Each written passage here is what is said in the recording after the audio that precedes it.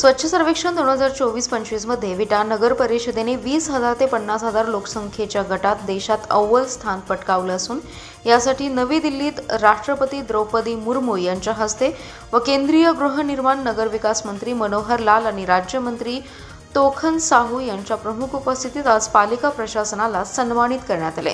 राज्याच्या नगरविकास राज्यमंत्री माधुरी मिसाळ, प्रधान सचिव नगरविकास विभाग डॉक्टर के.एच. गोविंदराज, राज्य मिशन डायरेक्टर स्वच्छ महाराष्ट्र शहरी नवनाथ वाट, विटा नगर परिषदेचे मुख्याधिकारी विक्रमसिंग पाटील, उपमुख्याधिकारी स्वप्नील खामकर यांनी हा पुरस्कार स्वीकारला। विटा शहराच्या सातत्यपूर्ण स्वच्छता कार्याचा राष्ट्रीय स्तरावर सन्मान झाल्याबद्दल राज्याचे उच्च व तंत्र शिक्षण संसदीय कार्यमंत्री तथा जिल्ह्याचे पालकमंत्री चंद्रकांत पाटील, जिल्हाधिकारी अशोक काकडे यांनी विटा नगर परिषदेचे विशेष अभिनंदन करून शुभेच्छा दिल्या।